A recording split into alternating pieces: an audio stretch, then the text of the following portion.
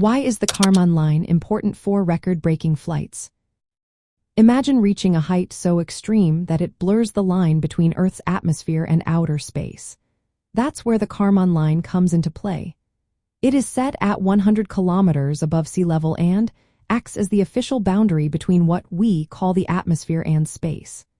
This boundary is not just a random number.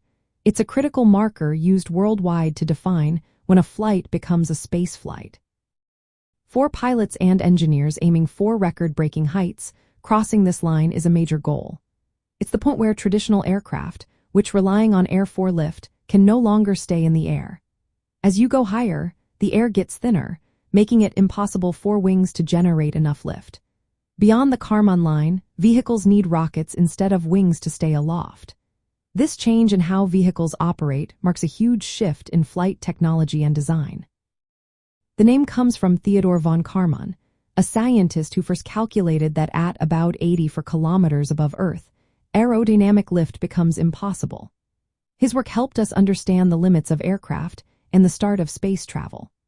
The international organization responsible for keeping track of records, the Fédération Aéronautique Internationale, officially adopted the 100-kilometer mark as the boundary for space.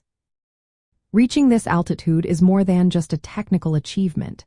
It symbolizes pushing human limits into the realm of space. When a flight crosses the Karman line, it is recognized as entering space, which makes it a historic milestone. It also influences laws and regulations because space vehicles are governed differently than airplanes. In practical terms, the Karman line guides the design of vehicles. Below it, aircraft are built to generate lift from the air. Above it, rockets are designed to operate in the vacuum of space, with engines that work without air. This boundary also marks the progression of human exploration, from flying within Earth's atmosphere to venturing into space.